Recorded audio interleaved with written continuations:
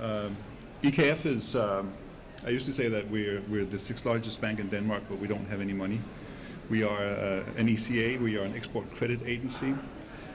That means that we are active in relation to exports. We work with credit, usually senior credit, or almost always senior credit. And we are really not an agency, but more of a financing company. We work in all countries all over the world. We have certain countries that we're closed on currently, but our history is that we have been active in countries all over the world.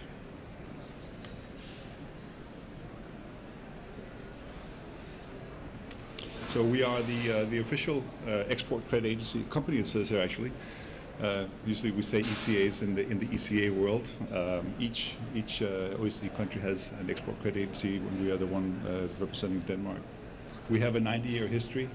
We have been through periods of privatizations and renationalizations, and currently we operate under a law that dates back to 1999. So I would say that in the last 10 years, especially, we have seen a lot of growth and development in EKF, not least given the financial crisis that we've seen. We're owned by the Danish government, and we're guaranteed by the Danish state, and that means that we actually provide a AAA-rated sovereign guarantee to the parties that we guarantee, the beneficiaries of our guarantees. And that's what we do. We issue guarantees, and we can do that in a number of currencies. We operate on commercial terms, so we're not a state aid kind of agency. We actually are not allowed to provide aid. So we operate on commercial terms. If we look at the last 5 years, we've seen a lot of growth. It says customers here, and when we talk about customers, we consider Danish exporters to be our customers. We work with them, but we often end up giving guarantees to usually banks that lend money to their customers. And I'll provide some examples of that in a little bit.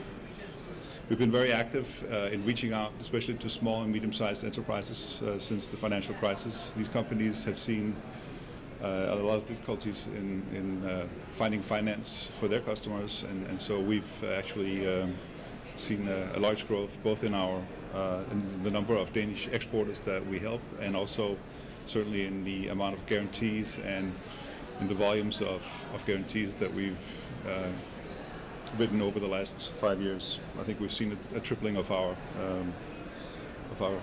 outstanding guarantees over the last 5 years.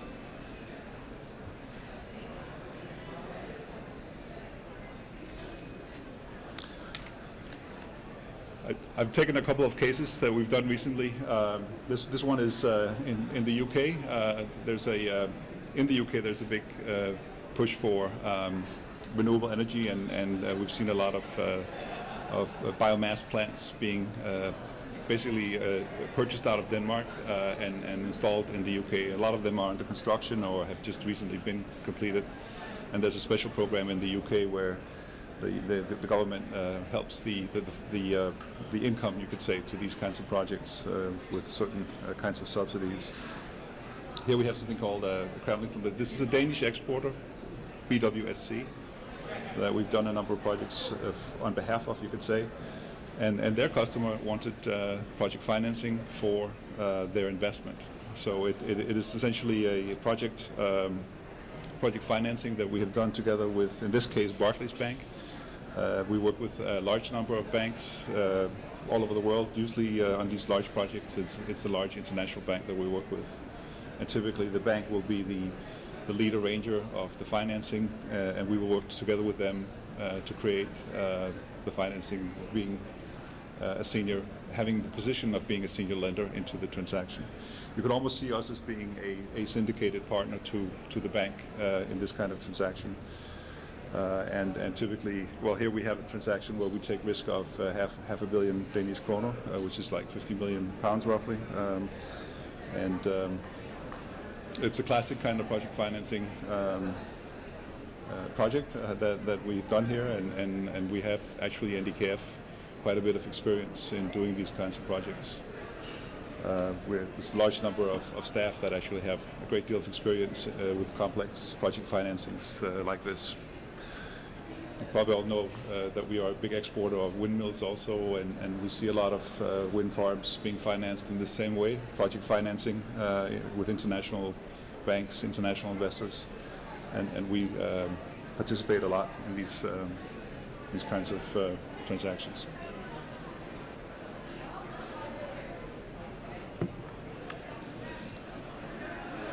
So this is our project finance guarantee that I just showed you before, and where's my slide?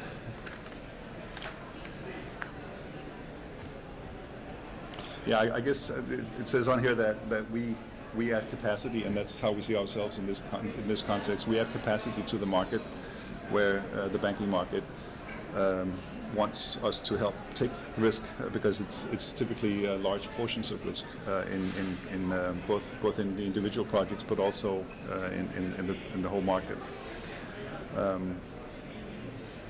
It's also, of course, non-recourse because it's project finance, which is important. Something that I could also mention here is that we often in these type of large projects use an external kind of funding mechanism. So we could have us guaranteeing a funding source that would be either an indirect or direct lender, and then the bank would act as the agent, and therefore we can actually that way remove all or part of the funding requirement that's on the bank. Again, like I said before, we're not a bank, so we do not lend out funds. We take risk, we take credit risk by giving the guarantee, and typically a bank will provide the funds, the liquidity into the transaction, but we also can have a third party doing that, like a pension fund, or we have several other mechanisms we can use, securitizations, or our own export lending program. The classic kind of export credit guarantee that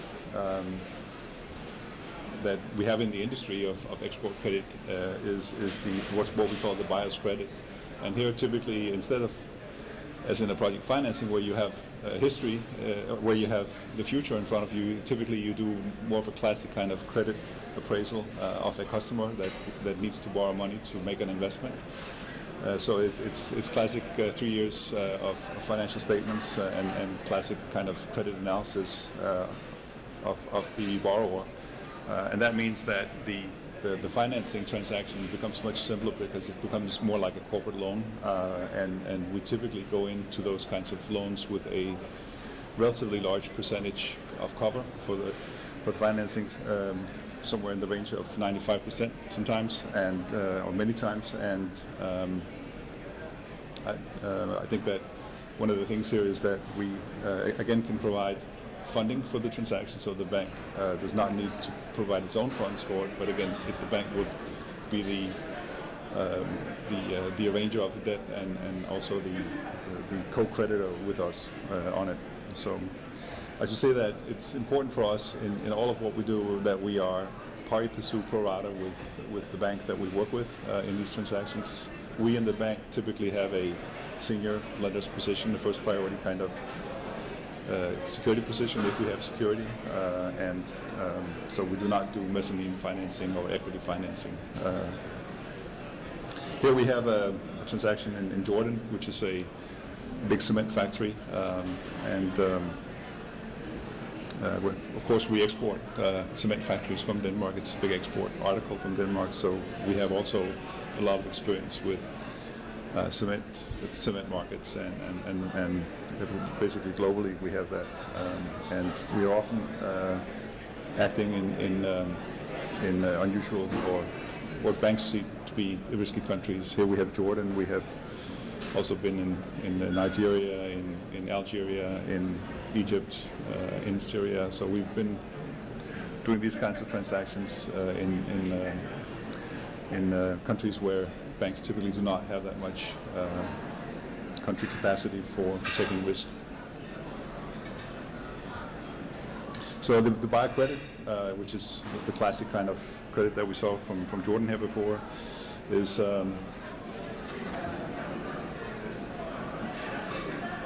it's again it's our way of helping the Danish exporters to acquire, for their customers to acquire financing for their investments that they purchase in Denmark. So summing it up, we are a very specialized credit institution. We always ask ourselves to begin with why we should participate, and the reason that we participate in anything is that there's some kind of Danish export or Danish economic interest that we are supporting in doing so. Secondly, it has to be a commercially sound investment, so it has to be, you could say, economically sustainable. It also has to be environmentally sustainable. We care a lot about that, and we always check all projects that we have risk in for environment aspects. And finally, we are the government, so we have to make sure that we comply with the international rules and regulations that govern the kind of institution that we are, and that comes out of the consensus agreement that the OECD has created over the years. Yeah, I think I'll stop here.